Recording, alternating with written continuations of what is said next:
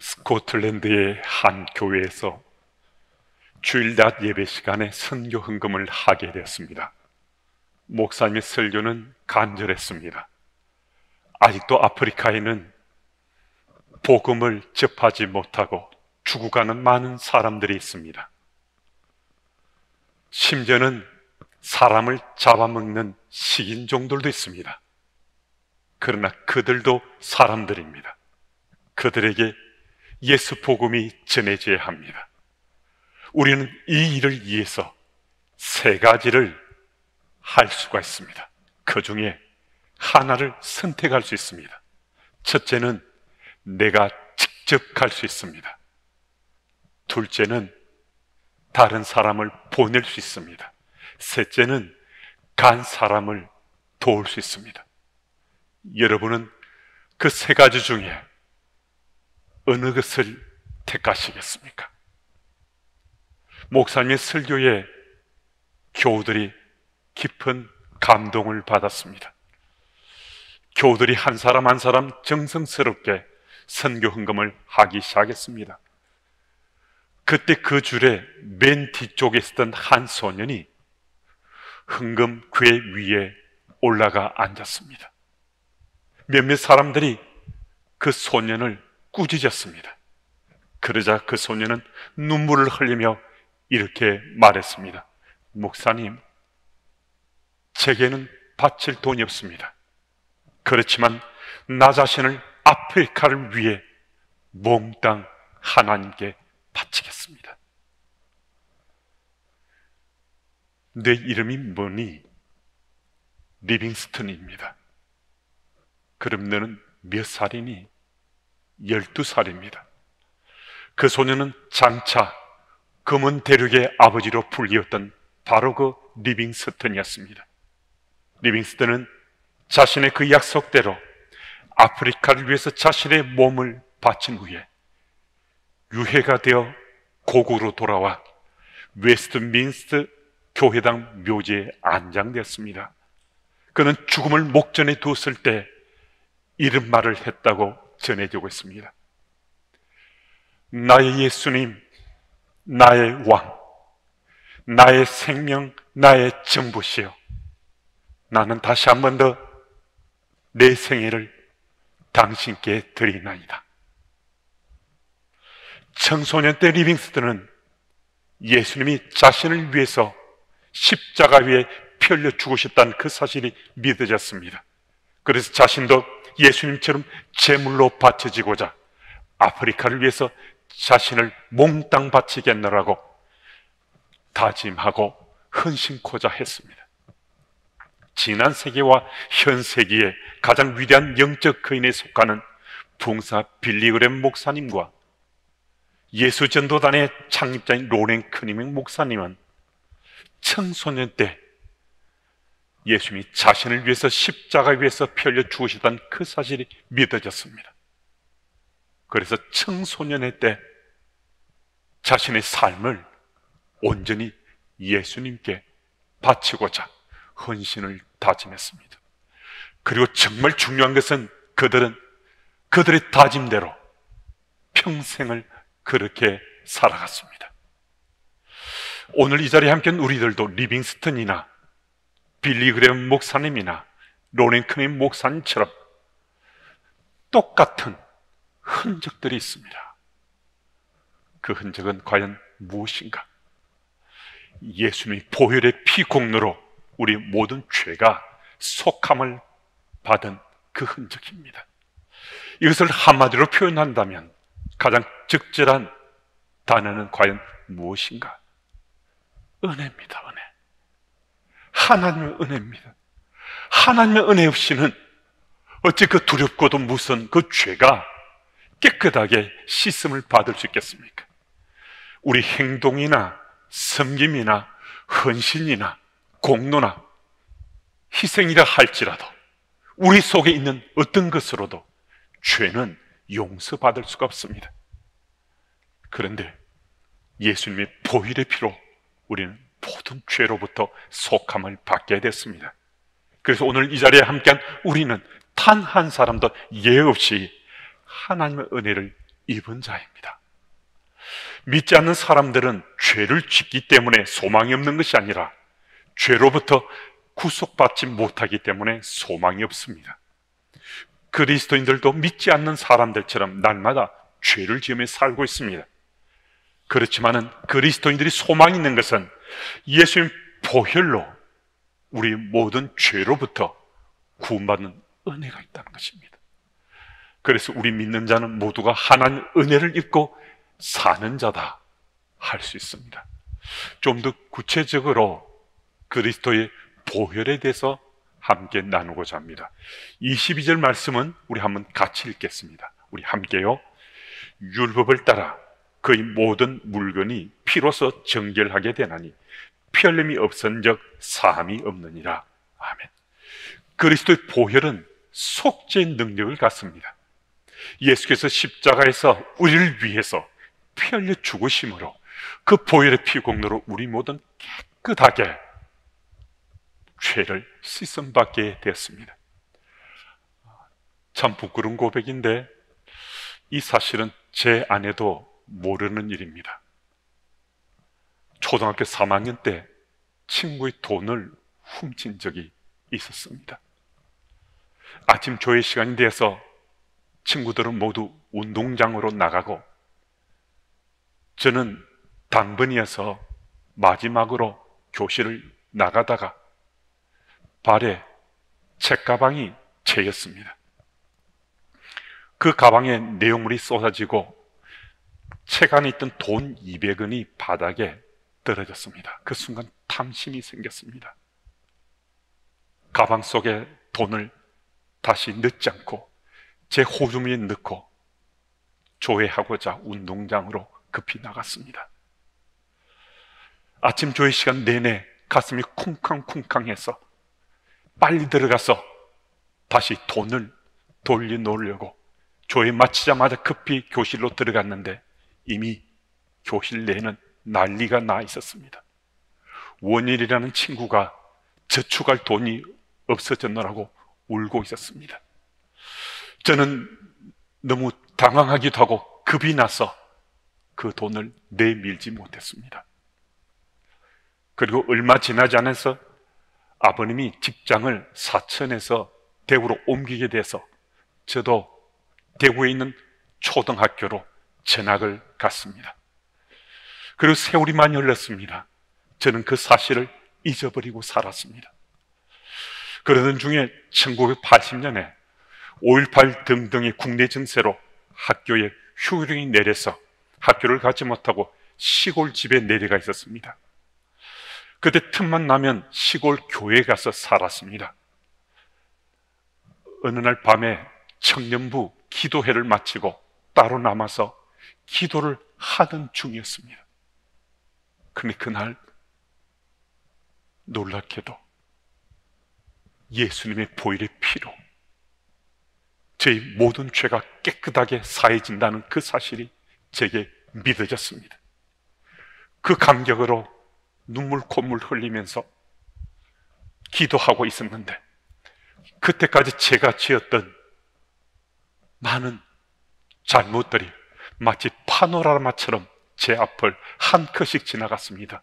눈을 감고 있는데도 제가 지은 그 죄들이 한 컷씩 제 앞을 지나갔는데 그때 초등학교 3학년 때 친구의 돈을 훔친 것도 한 컷이 돼서 제 앞을 지나갔습니다.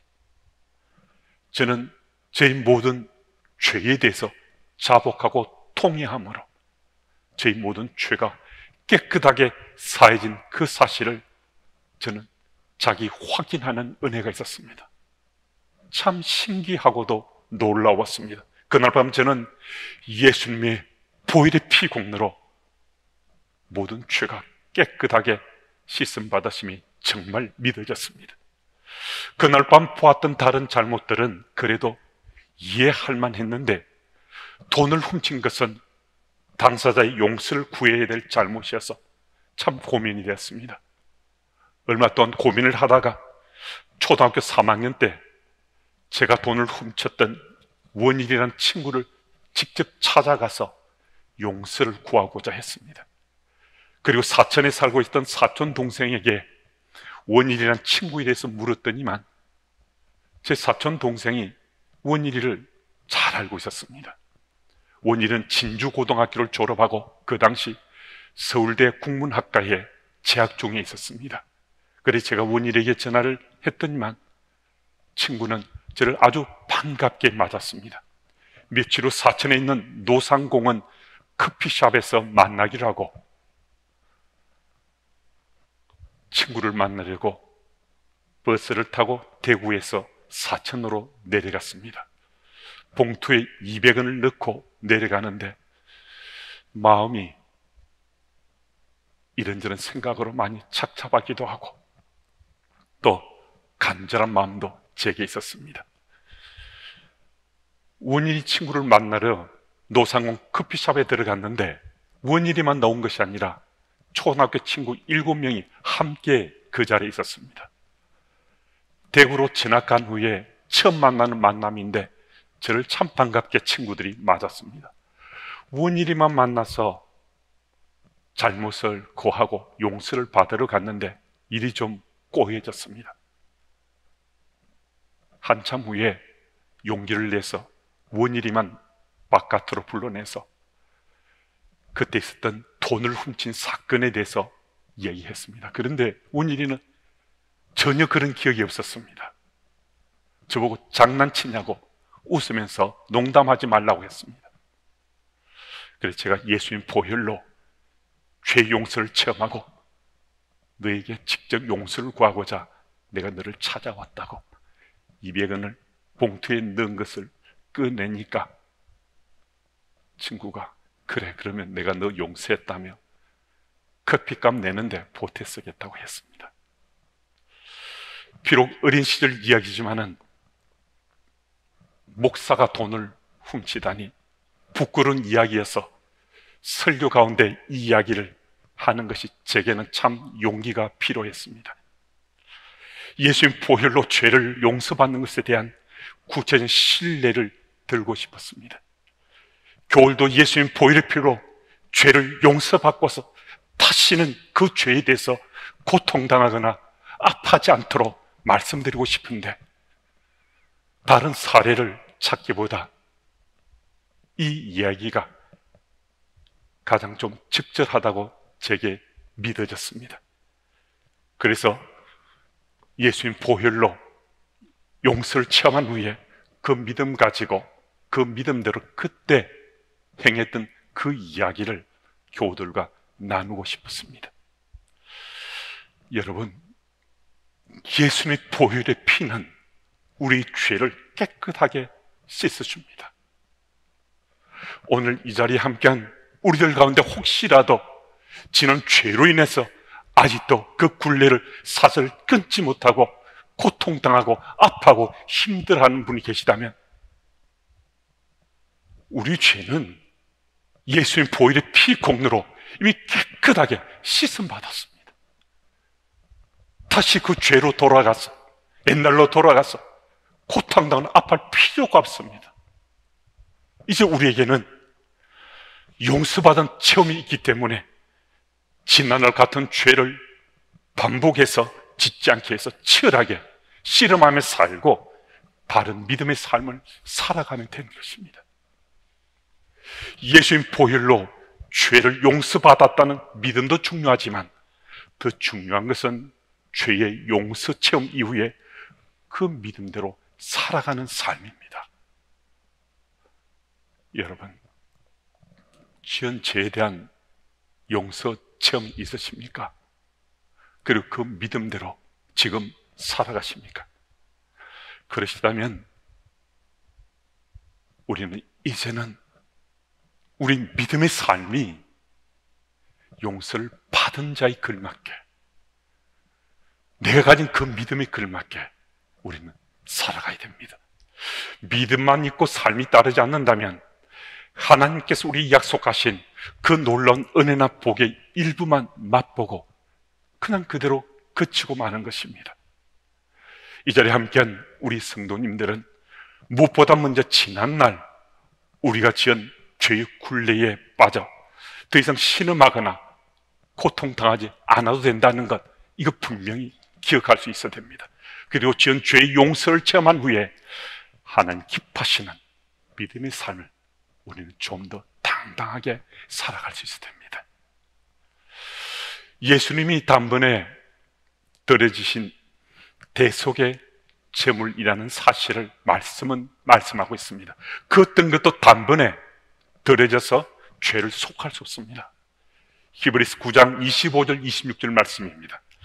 대제사장이 해마다 다른 것의 피로써 성소에 들어가는 것 같이 자주 자기를 드리려고 아니하실지니 그리하면 그가 세상을 창조한 때부터 자주 고난을 받았어야 할 것이로되 이제 자기를 단번에 제물로 드려 죄를 없이 하시려고 세상 끝에 나타나셨느니라. 구약 성경의 대제사장들은 7월 10일이 되면 자신의 죄와 백성들의 죄를 속함받기 위해서 지성소에 들어갔습니다. 그때 자신의 피가 아닌 짐승의 피를 가지고 지성소에 가서 하나님께 바치고 뿌렸습니다. 그러면 백성들의 모든 죄가 사함받는다고 믿어졌습니다. 하지만 대제사장은 7월 10일 날 짐승의 피로 속죄 죄를 지난 후에 그때 그 해에 죄에 대해서만 용서함을 받았습니다. 그래서 매년 짐승을 죽여 그 짐승의 피로 지성소에 들어가 그 의식을 행하고 죄에 대한 용서를 받았습니다. 그리고 대제사장은 지성소에 짐승의 피를 뿌리고 죄에 대해서 속함을 받았다 믿고 나설 뿐이지 자신은 의식만 행하고 다시 살아서 돌아왔습니다. 짐승의 피로 죄에 대한 용서를 받은 그 사실을 부정하는 것이 아니라 그 의식으로 육체를 정결하게 하고 그렇게 하였지만 일시적인 효력밖에 없었다는 겁니다. 그럼 매년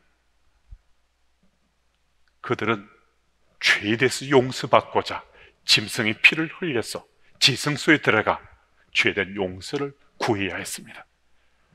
그런데 예수께서는 하나님의 아들이심에도 자신의 피를 흘려서 우리 죄를 씻어주셨습니다. 예수님께서는 다른 누구의 피나 짐승의 피를 가지고 우리 죄를 씻어주시고자 한 것이 아닙니다. 예수님께서는 자신의 피를 흘리셔서 우리 죄를 씻어주시기 때문에 이 죄의 대속은, 죄에 대한 용서받음은 일시적인 것이 아니라 영원한 것이었습니다. 그래서 여러분과 제가 예수님 구주를 믿어지고 그리스도를 믿어진 후에 죄에 대한 용서를 받았다면 이건 일시적인 것이 아니라 영원한 것입니다. 영원한 것입니다. 여러분, 구원받은 자는, 모든 죄로부터 용서받은 자는, 이 사실을 확신 가운데 믿는 자는 어제와 다른 삶을 오늘 살아갈 수 있습니다. 이 사실이 진정으로 내게 믿어진다면 우리 이 땅에 믿음의 삶을 살면서 얼렁뚱땅 적당하게 대충 그렇게 살 수 있겠습니까? 그렇게 살 수 없습니다. 물론 믿음의 삶을 살면서 실수할 수 있습니다. 잘못을 저지를 수 있습니다. 그렇지만 우리 삶의 방향은 아주 분명합니다. 예수께서 나의 모든 죄를 깨끗하게 사하시고자 나를 대신해서 죽으셨다는 이 사실이 믿어지기 때문에 오늘도 용기 내어서 또 씨름하면서 좀 더 바르게 살고자 합니다. 조금 더 정직하게 살고자 합니다.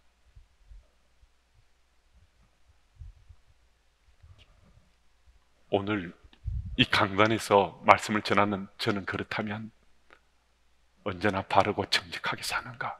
그렇지 못합니다. 그러면 소망이 있는 것은 언제 어떤 때라도 예수께서 보혈의 피를 흘려서 나의 죄를 용서해 주시던 그 사실은 언제나 제게 믿어졌습니다. 그리고 그 믿음이 저를 돌이키게 하고 또 바른 길로 이끄는 것을 일상 속에 지금도 느끼며 살고 있습니다.